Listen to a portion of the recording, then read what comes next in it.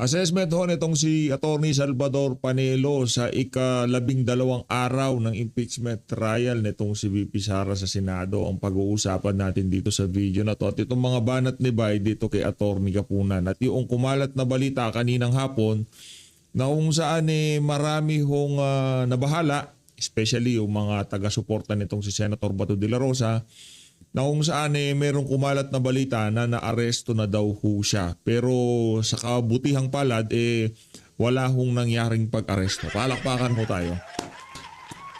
Meron pa naman na post yung mga Talyanista at Ensaymada. Ipinost na ho nila yung jet, yung aeroplanong ginamit sa pagkidnap kay dating Pangulong Rodrigo Duterte. Na kung saan meron hong caption na, bakit may jet?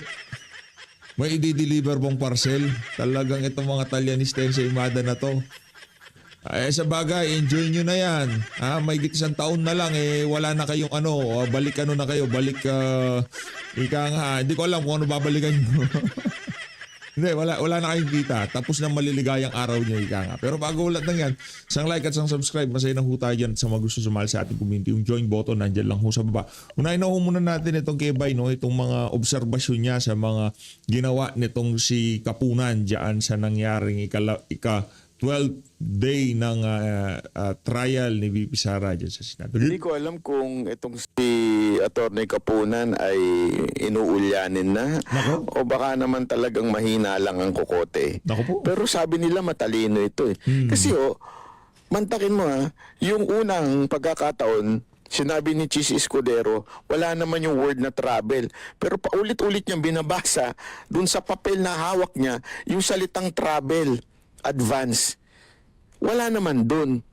Ano yun? Pangalawa, ang description niya nitong irregular sa Tagalog daw ay kaduda-duda. Ang kaduda-duda is suspicious. Paano naging irregular ay kaduda-duda? Ang irregular ay hindi pangkaraniwan sa Tagalog. Talagang ewan ko kung propagandista ba ito o talagang mahina lang ang kokote o baka naman talagang dala ng pagiging ulyanin at katandaan niya. Hindi naman siguro. Dahil ang dami ko naman kilalang matatanda na matalas naman ang isip. Pero bakit siya ganun? Ewan ko. Kaya tuloy napapahiya yung mga witness nila eh.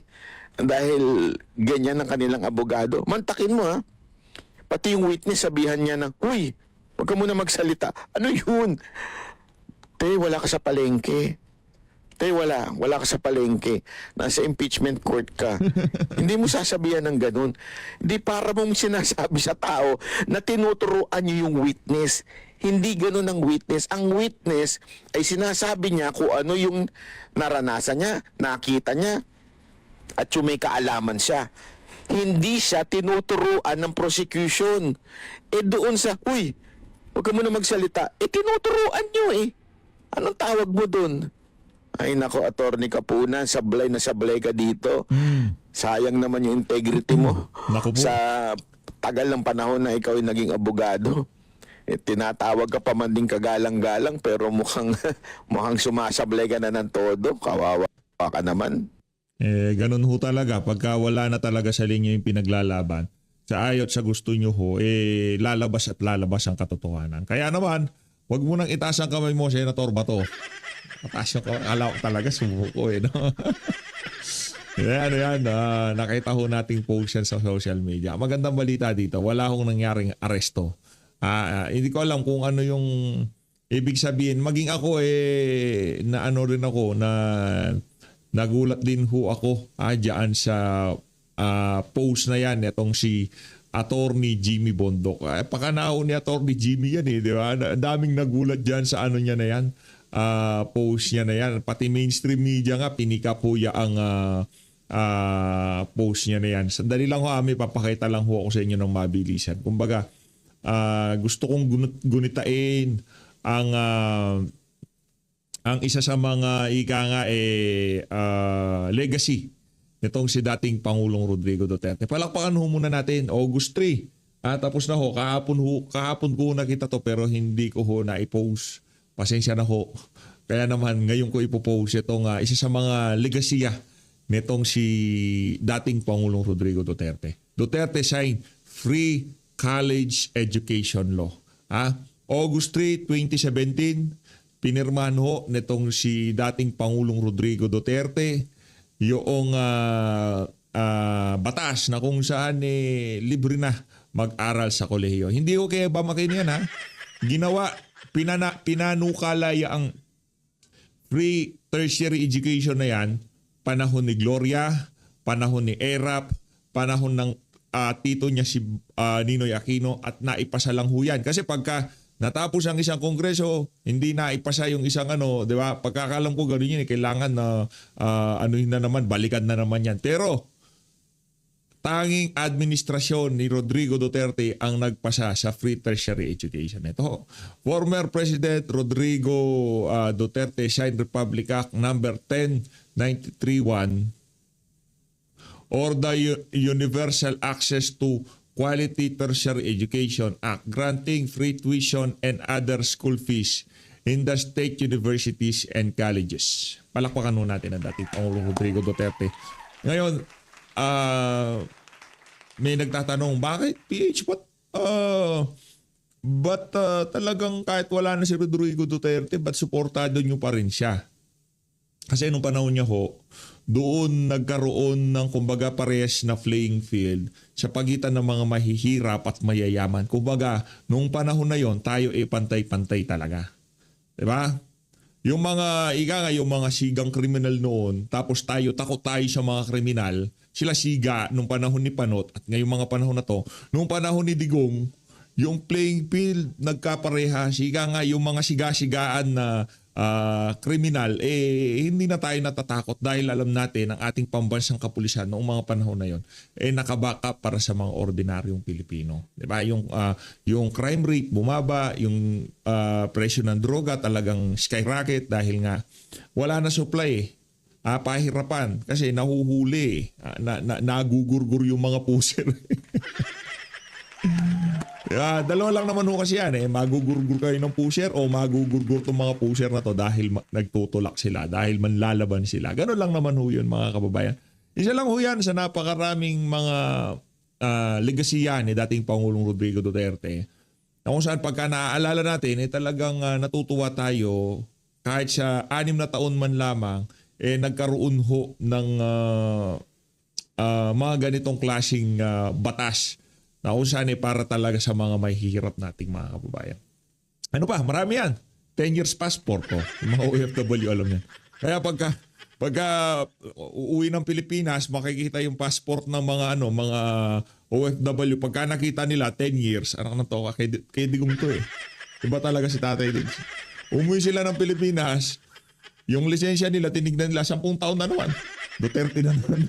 Kaya, yun ang problema kahit paano nyo siraan, kung yung mga legasiya, kung yung mga bagay na ginawa niya noong nagtrabaho siya bilang Pangulo, long-lasting. Mapahanggang sa ngayong mga panahon na to, ramdam. At naniniwala rin naman ako, itong administrasyon na to, kahit 3 administrasyon na nakakalipas ang legasiya niya, ano legasiya niya? Kakurakutan, walang humpay na pangungutang, mga palsipikadong flood control project, mga ghost project, yon ang legasiya ng administrasyon na to. Na kung saan, sa loob ng ilang dekada, mararamdaman din ho natin ang epekto ng mga yan. Punta ho tayo kay Attorney Salvador Panelo. Partner Admar, magandang hapon, kasama natin si former Chief Legal Counsel Salvador Panelo. Sino yun? Kaka-snack mo lang Sino yun? ang attorney at naka-burp ka dun sa... Nagigising lang. Nagigising lang. Pero sir, what are your major takeaways, Attorney Sal? Sa Day 12, Article 1 po tayo, misuse ng confidential funds ni VP Take away. Hindi naman nila napatunayan na misuse Yung testigo ngayon napaamin siya na yung kanya preliminary lang. Hindi pa final yun. Yan ang matagal na nating sinasabi. From the very start, Yan. sinasabi natin, yung mga findings ng COA ay hindi final. Kaya it should not be the basis of the Vice President being sued for an impeachable offense. Kasi hindi pa offense Preliminary pa lang. At yan lang inamin niya kanina. Umamin siya Kaya lang, if you notice, evasive pa siya Pero finally, umamin din siya na talagang hindi. How would you assess the yung body language ng witness, si Attorney Wamil? Mukhang kabado siya eh. Be careful siya masyado sa pagsagot sa mga tanong eh. Evasive nga. Cautious, no? Parang gano'n yung... Kasi nga, ako ang tingin ko dyan, napilitan sila, napilitan lang eh. Sa tingin ko, kung sila lang ang magde-decide, hindi sila magsasalita ng mga sinasabi nila ngayon. Kasi alam naman nila, lalo pa siya, abogado, alam niya na yung mga ganong audit, merong tinatawag na conclusive at merong sinasabing preliminary. Nasa preliminary lang siya. Tsaka, nabanggit din ka din, Attorney Sal, na wala naman palang pinagbabawal doon sa joint circular na pinagbatayan sa paggamit ng confidential funds. Na bawas siyang gastusin ng 11 days. Hindi rin siya bawas 60 days. Magaling yung mga pagtatanong ni Attorney Powa kanina. What are your thoughts about it, sir? Tama yun. Saka alam mo, di ba kahapon, yung cash advance, di ba sinabi ko, hindi porket yung cash advance mo within a particular period, pag hindi mo ginastos yun, hindi mo magagastos. Kasi ang intention ng confidential funds, mayroong purpose yun. So whether you spend that within a prescribed period, hindi pa illegal yun, irregular. What is important is, ginastos mo yun for the purpose intended for that particular fund. Tsaka kinisyon din kanina kung may mga ebidensya ba daw ang DepEd na naging matagumpay yung pondo sa confidential funds para sa sinasabing anti-insurgency efforts. Pinadidetalye doon sa report. Ano masasabi mo, sir? Hindi po pwede yun eh. Gaya nga ng isang circular ng 1992 sila sabi, delikado yung mga hinihingian mo, like for instance, mga resibo.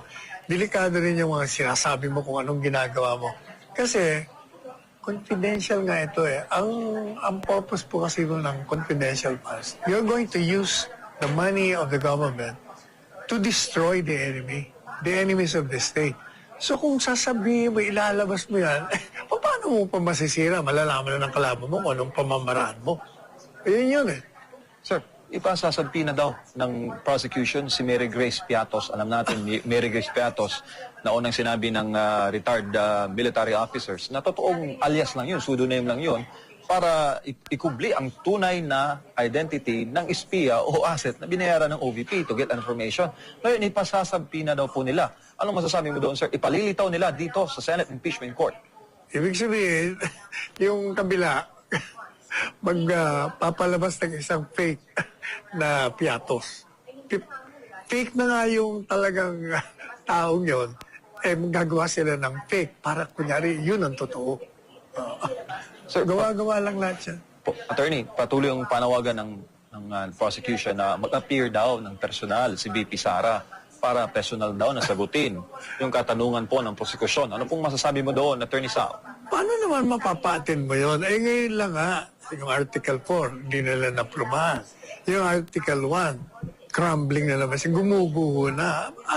Anong reason para humarap?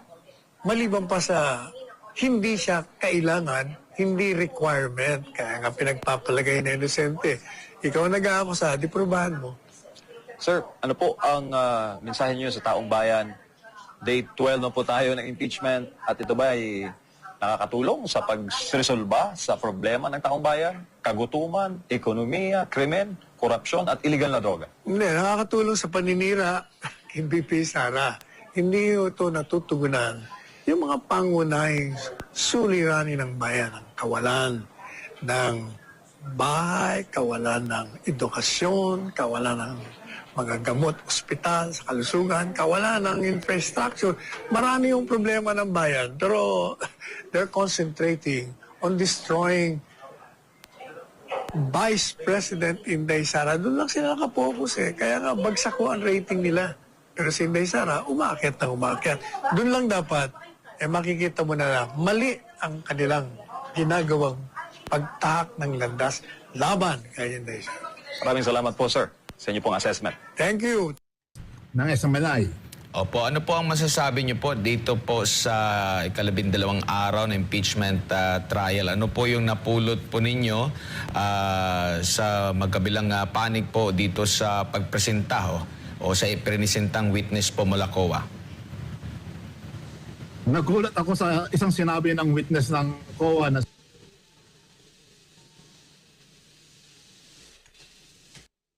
Roderick Wamil, nung sinabi niya parang irregular daw yung gamot na dahil daw hindi daw siya nakasulat sa 2015 Joint Circular of the Commission on Audit.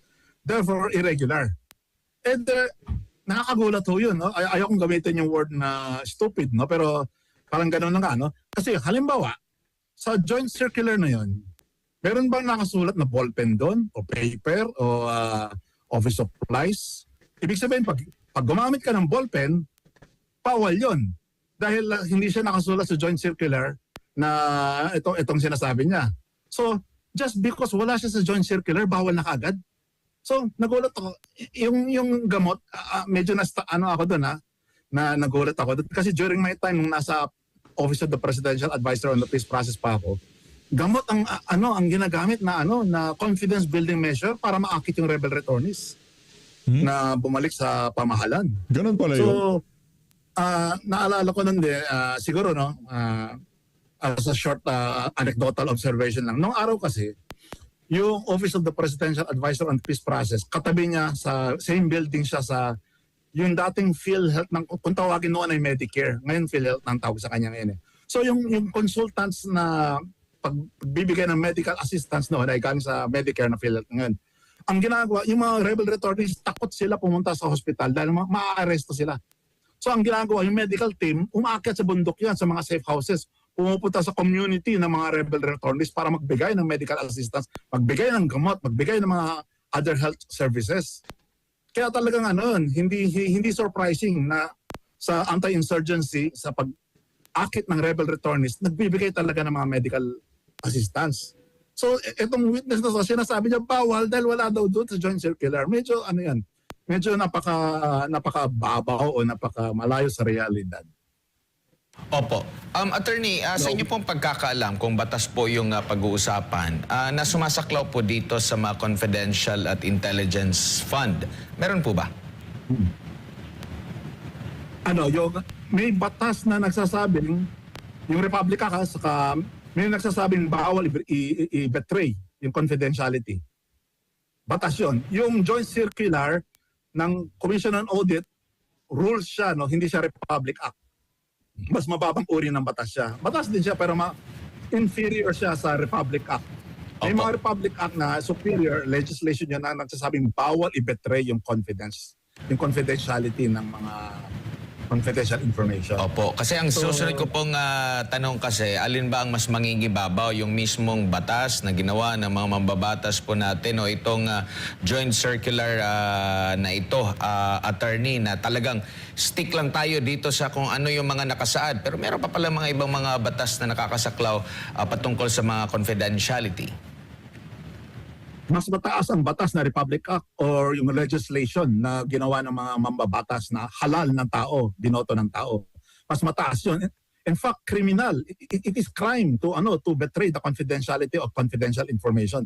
Meron pong provision sa penal code yun na kapag tinaksilan mo ang confidentiality, crime, that's a crime.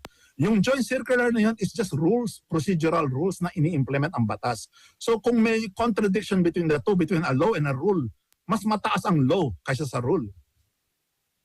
Opo. May napansin po ba kayo sa attorney, sa witness kanina, like kagaya po sa hesitant ba siya sumagot ng diretsahan kasi alam niya na kung sasagutin niya, maiipit lalo na yung nasa prosecution na binibuild nila na talagang naratibo po laban sa pangalawang Pangulo?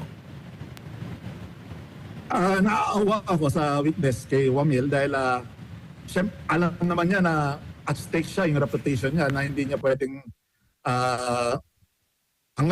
parang napipilitan lang siya Napipilitan lang siya na mag-testify in that way. Pero maingat din siya to protect himself dahil in the future, delikado siya. No? Like kunyari, at least inamin itong prosecutor ng state prosecutor na walang masama kung nagkaroon ka ng 11-day disbursement. That is normal, very normal. In fact, napakarami doon. 1-day disbursement costing over billions. Napakarami doon. No? So, at least inamin itong state prosecutor na to na walang masama mag-disperse ka within 11 days. More so, ang liit nun. Ang liit ng amount na yan. Opo, opo. Kaya ng 1 billion. Bago ko lang ipasa kay partner Almar, attorney, naitanong din sa kanya kung hanggang saan ba aabot yung kanyang report or mga napuna sa kanyang pag-audit, kung ito na ba ay conclusive na, ito na ba ang penal, ito na ba yung pinakasusundin na talaga medyo doon nagkaroon ng medyo nantala yung kanyang pagsasagot po, attorney. Definitely, hindi pa final yun. Kasi kung mabasahin nyo, that very same 2015 John Circular, yung final nun ay chairperson ng Commission on Audit, hindi sa level ng state prosecutor, ng state auditor. Dahil yung confidential and intelligence fund, iba yan, intelligence fund, confidential fund, yung pinaka-finale doon, yung chairman mismo, yung chairman or yung chairperson, ang may final say doon. Yun yung nakasulat sa joint circular na yun. Pero sa Constitution, yung commission, dapat, kung masusunod yung salika batas, yung Constitution, yung commission mismo, yung Commission on Audit mismo, as a collective body. Opo, kasi ang parang may pahiwatig itong depensa na meron pa silang which is natapos na kasi ng maaga din yung termino nitong auditor na ito na naka-assign doon sa OVP tsaka sa DepEd kasi nailipat na nga. No, gusto sana niyang ipagpatuloy ng depensa, kaso iba na yung humahawak. Pag witness ka, dapat may personal knowledge ka. So may nakikita ba kayong hinahanda dito yung depensa na maaring pinigilan nila? Baka kasi maunsa lang kasi pwedeng sabihin na walang kaalaman ang witness, attorney. Ako, na-predict ko na bukas ang sasabihin ang approach ng depensa bukas ay hearsay yung testimony ng witness dahil wala siyang personal knowledge. Umaasa lang siya sa mga pira-pirasong dokumento na pinasa sa kanya. In fact, nga siya na yung sinabi niya na Vice President Sara is the only one with confidential funds. Yun talaga, na-debunk ka agad siya dahil lahat ng previous Vice Presidents, almost all government agencies have confidential funds. So, talaga baka mapaya siya bukas pag na-cross-examine. Kung maka-cross-examine pa siya, no? Dahil wala siyang personal knowledge sa mga the more important. Abangan natin kung may makakross-examine pa ulit siya bukas, pero sa tingin ko doon sa pagkukross-examine nitong si attorney Powa, hindi na siguro kailangan. Part of the testimony. Doon lang siya may personal knowledge sa dokumentong nakarating sa lamesa niya. Other than that, wala na. Attorney, magandang hapon, si Almar po ito. Yung kanina po, yung naging taktika ng prosekusyon na yung term na scam kasi before, yun ang gustong ipa-strike din ng defense. Pero yun nga, nabanggit na ng prosecution, narinig na ng karamihan. Itong taktika na to ng prosecution, matatawag pa natin ito na desperadong galaw para maging headline ng mainstream media. Yes, desperadong galaw. Sound bites na lang ang habol nila dahil nag-crumble na yung legal arguments ng prosecution. So, they are resorting to dirty tactics such as, yun nga, sound bites na lang habol nila para baka sakaling kumagat yung masang hindi nakakaunawa. Pero sa kabuuan, wala namang na-scam, attorney. Base sa narinig po ninyo na paglalatag po ng mga ebidensya ngayon sa kasalukuyang nangyayari o sa nangyaring trial kanina, attorney? Kung mayroong na-scam tayo, yun yung taong bayan ang na-scam. Hindi scammer yung akusado, kundi yung the use of the word scam, desperate move na yan. Nagka-crumble na kasi yung arguments nila. So, dapat i-move to strike out dapat yan from the records and ipasok na lang sa isang tenga at labas sa kabilang tenga dahil it's a worthless argument, yung argument.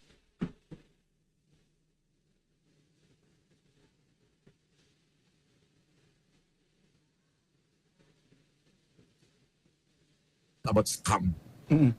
alam natin, attorney, yung mga lawyers may sinusunod na tinatawag na legal ethics. Kasi na-mention ko kasi kanina isa din sa parang naging highlights yung tila pinigilan ni attorney ng prosecution yung witness at sinabi yung parang sinabi na huy, don't answer, parang ganun. Sa tingin po ni sir naaayon pa ito sa legal ethics po sir sa mga lawyer pagdating po dito sa trial po? Naku, kung sa ordinary lawyers kami, yung down in the regular courts, masasermonan kami kung ganun. Eh, dito sa impeachment court na very lenient si presiding judge si Jesus Cordero. Siguro dahil impeachment pangmasa siguro pang theatrics na lang to eh. So, pero kung sa regular court sa baba kami mababolja kami ng mga judge kung ganyan yung ginagawa namin. Legally unethical.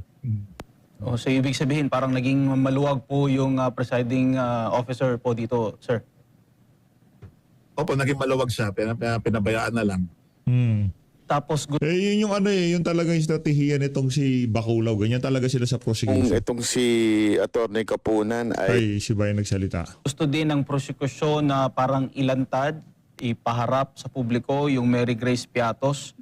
Sa tingin po ninyo, sir, kapag ka nangyari ito, ano po yung magiging resulta po nito, sir? Una, walang maniniwala na siya si Mary Grace Piatos. Dahil yung tunay na informant ay hindi i-reveal yung identity niyon. Kahit ano pang tumbling gawin nila, hindi i-reveal dahil mamamatay yun, papatayin yun. In fact, may namatay na nga. May mga records tayo na ako mismo, I am a witness to that na nung na-betray nung pinagtaksilan yung confidentiality ng identity ni Leopoldo Mabilangan alias Ka Hector. Tingnan mo, within just a week, inambush siya kaagad in broad daylight. So, ako mismo, I can testify on that dahil I was the custodian of the confidential information. Nung tinurn over ko sa next team, yun, nagkaroon na ng problema doon, nagkaroon ng leak. At saka napatay yung informant because na-reveal yung identity ng alias. So, yung Mary Grace Piatos, hindi yan lalabas dahil mamamatay siya kung na-reveal yung identity niya. Sir, last na lang on my part kasi kanina yung pinaka-last, nag-object si Lead Defense Counsel Sheila Sison sa pag-mark sa umano'y affidavit ng self-confessed na hitman na si Arturo Las Cañas para gamitin sa impeachment trial ni Vice President Sara Duterte. At sinabi niya na hindi ito permado at gusto niya ding ipatanggal sa marking ng evidence po, sir. Opo, nagtataka nga din nga ako bakit nakalusot yun eh. Hindi siya permado, hindi siya notarized, hindi kumbaga yung affidavit na yan, kinokontra niyang sarili niyang earlier affidavit. Kung siya talaga, hindi siya kumarap. Eh kung gusto nilang ipilit yan, iharap nila si Las Cañas dyan kung talagang ipipilit nila. So tama si Attorney Sison, and I'm wondering how come si presiding judge Jesus Cordero, bakit hindi niya binabasura yung dokumento na yan? Yun yung scam, yung document na yan. Unsigned, unnotarized. Wala talagang kakwenta-kwenta yung document na yan. Ang sinabi lang ni Senate impeachment kanina ay para lang hintayin muna na makabuo ng desisyon yung Senate Impeachment Court. Sir, tama pa po ba na naaayon pa rin po ba ito, sir? Masyado nang tingin ko hindi. Kasi mas lalang babaksak ang kredibilidad eh. Gawin na lang siguro i-strike out muna tapos mag-appeal yung prosecution. At yun ang itatakel ng Senate as a body, yung appeal ng prosecution. Pero yung hayaan mo dyan, dapat i-strike out muna. Strike out muna that document. And then, whoever appeals from that decision of the Senate, of the impeachment court, doon na lang itatalakay yung in a more comprehensive session. Opo, siguro bilang panghuli na lang, mensahe niyo po sa ating mga kababayan na kasunod nga po nitong mga kaganapan sa Day 12 na impeachment trial po, Attorney. Siguro, huwag maniniwala sa fake news, huwag maniniwala sa mga narratives na yung interpretasyon lang. At saka sana mag-focus sa mas mahalagang bagay, like kunyari yung flood, yung flood scam. Alam mo, just 2 days ago, galing ako sa flood and today, kinancel ko yung meeting ko this afternoon dahil baka daw doon. So, bakit hindi na lang doon sa bigger trillion scam mag-focus ang itong investigators imbes na dito sa impeachment versus Sara Duterte dahil habang tumatagal, day 12 na tayo, habang umuusad itong impeachment, ay mas lalo lang bumabango, mas lalo lang gumaganda ang image ni VP Sara. So, if I were the prosecution, for your own sake, sumuko na kayo dahil talagang hindi nagwo-work. If the objective is to destroy Sara, they're achieving the opposite effect na mas lalo lang nagiging credible si VP Sara. Opo, attorney. Maraming salamat po sa inyong oras at panahon sa ulit. Ayun na nga mga kababayan, dito na natatapusin ang ating reaction video. Maraming salamat sa pag-support sa Page Update. Mag-ingat ho kayo lahat. Mahal natin Pilipinas.